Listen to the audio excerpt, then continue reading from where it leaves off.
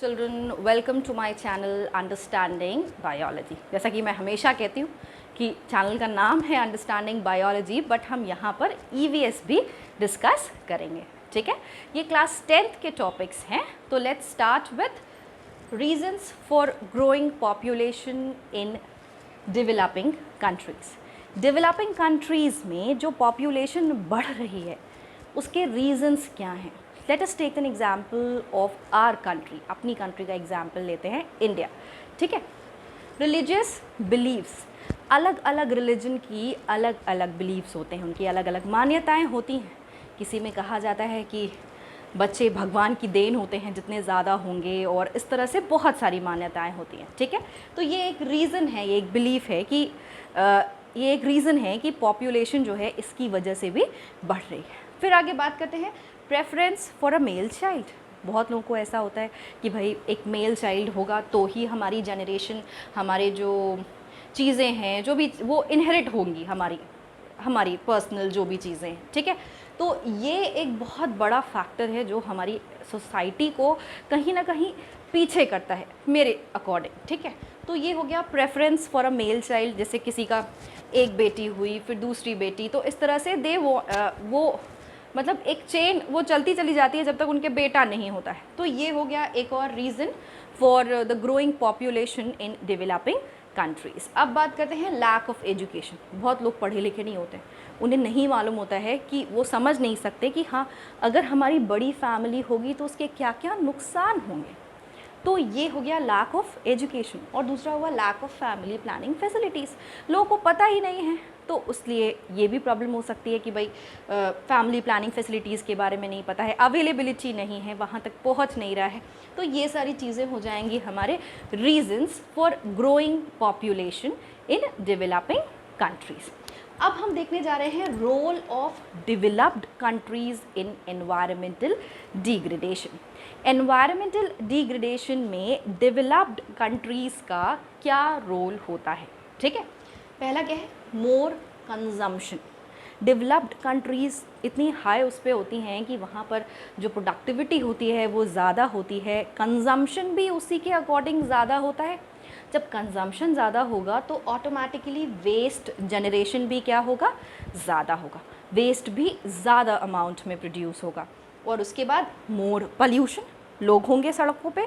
उसके साथ साथ क्योंकि प्रोडक्टिविटी ज़्यादा है, इंडस्ट्रीज़ लार्ज स्केल पर चीज़ें मैन्युफैक्चर करती हैं, तो क्या हो रहा है, उससे एनवायरनमेंट में पोल्यूशन भी बहुत ज़्यादा हो रहा है। जितनी एडवांस कंट्रीज़ हैं उसमें टेक्नोलॉजी वगैरह इतनी ज़्यादा हाई है कि उसकी वजह से एनवायरनमेंट में जो मशीनरीज़ वगैरह यूज़ करते हैं उसकी वजह से क्या होता है, पोल्यूशन होता है एनवायरनमेंट में। और फिर आता है हमारा एक्सप्लॉयटेशन ऑफ रिसोर्सेज। जब हम मैन्युफैक्चरिंग कर रहे हैं किसी चीज़ की तो उसके लिए ऑटोमेटिकली हमें रिसोर्सेज की ज़रूरत है, और जब रिसोर्सेज की ज़रूरत है तो रिसोर्सेज की वजह से क्या होने वाला है, एक्सप्लॉयटेशन ऑफ रिसोर्सेज। मतलब आप मैन्युफैक्चर कर रहे हैं तो आपको रॉ मटेरियल्स की डिमांड बढ़ेगी, और जब डिमांड बढ़ेगी तो इस तरह से रिसोर्सेज का एक्सप्लॉयटेशन होता है, यानी कि रिसोर्स डिप्लीशन होता है। अब इसके बाद मैं आपको बताने जा रही हूँ role of developing countries in environmental degradation. Students, let's talk about the role of developing countries in environmental degradation. Developing countries का क्या रोल होता है environment को डिग्रेड करने में, या जो अभी environment की स्थिति है, जो कंडीशन है, उसको डिग्रेड करने में डेवलपिंग कंट्रीज़ का क्या रोल है। सबसे पहला पॉइंट आप देख रहे हैं, population explosion. Now what is population explosion? The uncontrolled rapid increase in the number of individuals is called as population explosion. समझ रहे हैं? जैसे एक्सपोनेंशियली पॉपुलेशन बढ़ रही है, तो एक ये अनकंट्रोल्ड रैपिड अचानक से बढ़ती चली जा रही है पॉपुलेशन, ये होता है हमारा पॉपुलेशन एक्सप्लोजन। तो अब पॉपुलेशन एक्सप्लोजन हो रहा है तो आप खुद सोचिए कि क्या क्या पॉइंट्स हो सकते हैं। लोग बढ़ रहे हैं, लैंड चाहिए रहने के लिए, है ना, शेल्टर, लैंड की ज़रूरत पड़ेगी, फॉरेस्ट को काटा जाएगा। उसके बाद लैंड की ज़रूरत पड़ेगी एग्रीकल्चर के लिए, है ना, क्रॉप्स को ग्रो करना है, क्योंकि लोगों की हंगर को भी तो सेटिस्फाई करना है।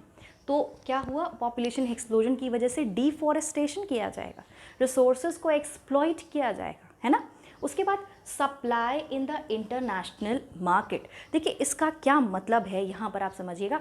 देखिए होता क्या है ना, जो डेवलपिंग कंट्रीज़ होती हैं उनकी अपने खुद के लोगों के लिए डिमांड बहुत ज़्यादा हाई रहती है। मतलब उनके जो खुद के लोग हैं उन्हीं की डिमांड को फुलफ़िल करना है, तो रिसोर्सेज एक्सप्लॉइट होते ही हैं। उसके साथ साथ और भी चीज़ें होती हैं कि डेवलपिंग कंट्रीज़ बहुत सारी चीज़ें इंपोर्ट भी करती है और ये भी चाहती है कि हम एक्सपोर्ट करें। उस वजह से क्या होता है कि वो इंटरनेशनल मार्केट में अपनी एक रेपुटेशन बनाने के लिए रिसोर्सेज को एक्सप्लॉइट करते जाते हैं।